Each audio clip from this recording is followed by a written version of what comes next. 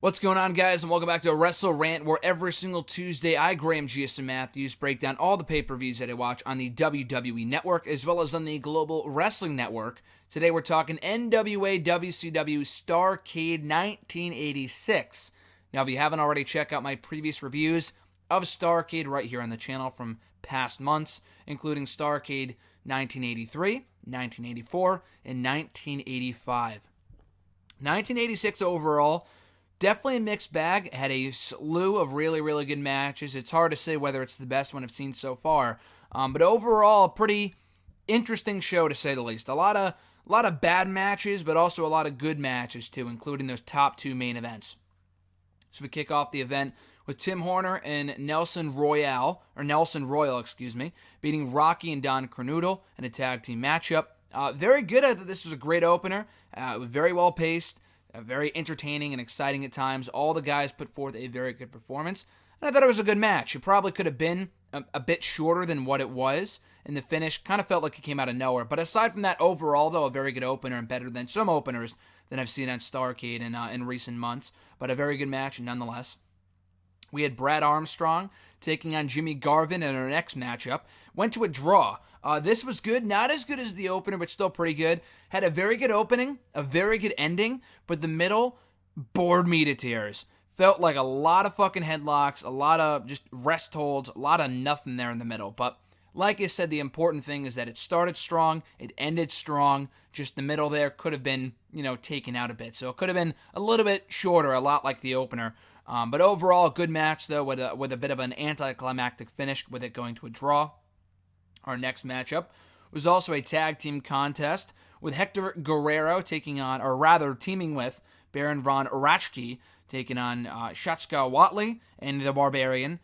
This really wasn't anything out of the ordinary at all. It was just kind of there, a pretty formulaic tag team matchup. Hector seemingly botched at a few points. So Hector Guerrero, he went to the wrong corner to make the tag, and then he spit in one of his opponent's faces. I'm sure that was part of the match, but just a lot of weird stuff here from Hector Guerrero. But it was really just kind of there in an average tag team match at best. Our next matchup was a no disqualification match for the NWA United States Tag Team titles. A bit better than the previous match, even still not that good.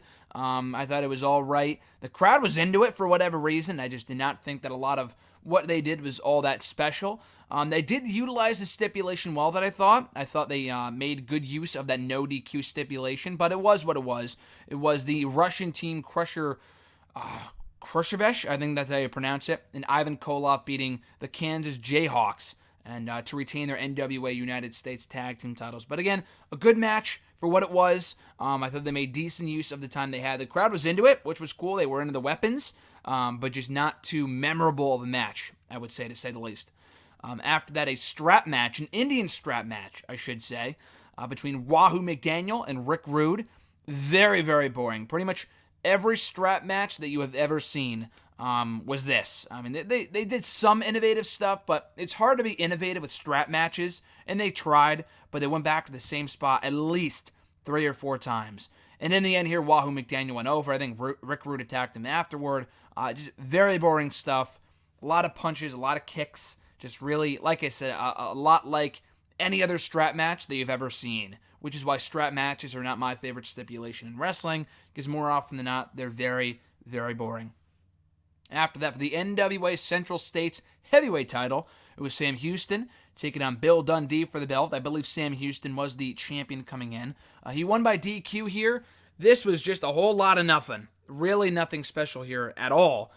They had a ref bump finish for the DQ. Had a terrible finish. The match itself really wasn't that bad. I thought the finish sucked here with the ref bump, which would not be the last time we would see that on this show. I thought we were watching a Vince Russo pay-per-view from TNA's era of any point from 2005 to 2011 because of all the ref bump finishes we saw on the show, including in this matchup. I thought the finish was not good. The match itself, that was fine, albeit inoffensive, but again, nothing I would write home about at all. Though, like I said, I believe Sam Houston was the champion coming in.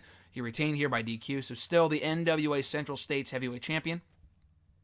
After that, a hair versus hair match between Paul Jones and Jimmy Valiant. So if Paul Jones lost, he'd have to have his head shaved, which he did lose and did have his head shaved. And then if Jimmy Valiant lost, not he would be having his head shaved, but rather his valet. So that was really confusing.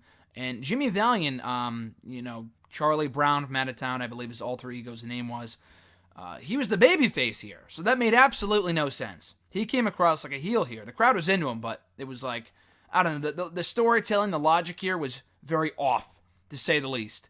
Manny Fernandez, who was, I believe, Paul Jones' manager, he was locked up in a cage on the side for the entire matchup, so he could not interfere here. But yeah, the match really was shit. To say the least, the match was not good at all. He won by cheating. Even if he did lose, he was not the one that was having his head shaved, so that was stupid. He won by cheating when the ref was looking, which was even worse. So this was just complete comedy. I know that's what they were going for here, comedic filler, but it was not well executed at all. Just a very boring match, horribly wrestled, which I know is not the intent, but it's still awful to say the least, if nothing else. And just not good at all. Jimmy Valiant did not come across like the perennial babyface here. He came across a complete dickhead, and the match itself sucked. So overall, this was a complete waste of time. Ronnie Garvin taking on Big Bubba Rogers, I believe, who is obviously, what's his name, from WWE? The Big Boss Man, of course, in a street fight. And the match was okay. It was actually a pretty good match for the most part. Again, weird finish. We had another fucking ref bump for the second or third straight match. I mean, the last match didn't have a ref bump, but the guy cheated when the referee was looking right at him, so that was kind of stupid. That was in the previous match, not this one. So we originally had a double countout, I think with Ronnie Garvin winning. Then the match was restarted. Jim Cornette hit Garvin in the knee, I should say, I believe with his tennis racket or whatever. And that was in WWE, never mind. He would attack Ronnie Garvin here. Big Bubba Rogers would pick up the victory. The heel here. So the match was, I thought, pretty good. But again, the ref bump, the over-reliance of the ref bump on the show did this event no favors, in my opinion. Then we had another decent match that really did not live up to expectations, in my opinion, for the NWA World Television Championship. It was Dusty Rhodes taking on Tully Blanchard, which you would think would be a really, really good match on paper. It was First Blood. I thought the stipulation sucked. They had some decent psychology here, but there was a lot of stalling. A lot of stalling between these two guys. J.J. Dillon, who was Tully Blanchard's manager in this matchup, attempted to stop Blanchard from bleeding by trying to stop him from bleeding by covering his face, blah blah blah, and he did bleed first, but the referee saw Dusty Rhodes bleeding first, which is why he lost. So I thought it was a clever finish. The match itself, though, was really honestly not that good. This was really just not well done whatsoever, despite having two great talents here. The chemistry wasn't there. I thought the story they told was good. As a match, though, it really was not all that good, despite the clever finish. Without the clever finish, this would have been complete shit. But I thought the storytelling there from Tully Blanchard and J.J. Dillon was really well done to kind of salvage this from being a train wreck. And the Skywalkers match was our next bout on the card between the Road Warriors and the Midnight Express. So you had this, what would you call it? The fucking the platform elevated above the ring. I forgot what it would be called, but ECW did it a number of times. One of the dumbest matches I've ever seen in my life. This was what the entire show was built around. Thank God it was not the main event, but this was rough. This was terrible. And also really, really dumb. Because if any one of these guys fell off the platform, they could fucking kill themselves, depending on how far they fell. They're 25 feet up from the ring. And because they're up on this fucking platform, they can't wrestle. They can't do anything. They're just punching and kicking each other for a number of minutes. So this sucked. The Road Warriors and the Midnight Express, they attempted to make the most out of it. It was still terrible.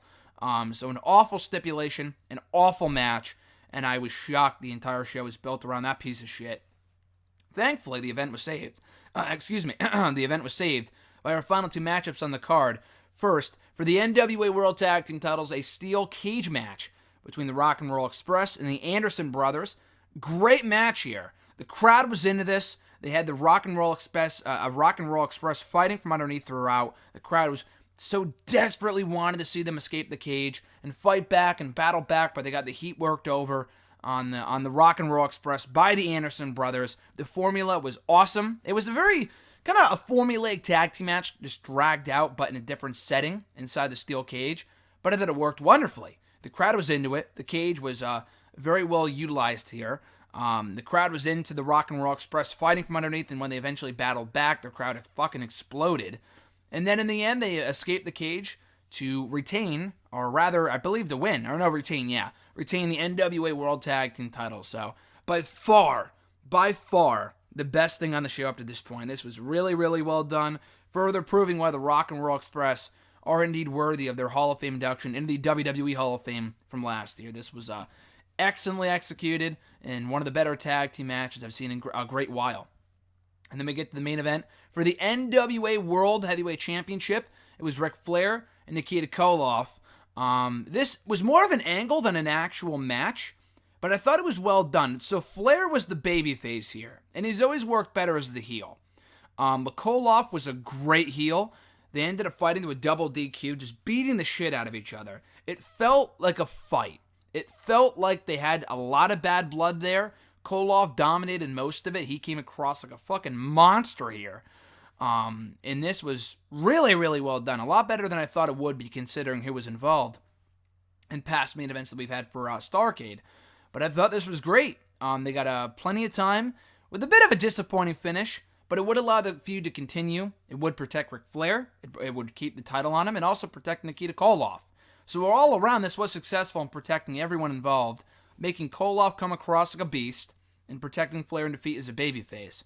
Koloff, at the time, it's also worth noting, was the U.S. Heavyweight Champion. His title was not on the line here for whatever reason. But as a match, this was great and an awesome way to end the show despite the less than stellar finish to that match with the double DQ. But the angle that we got afterwards with the brawl between the two guys and everyone piling out from the locker room to break them up was great too. It was an awesome visual.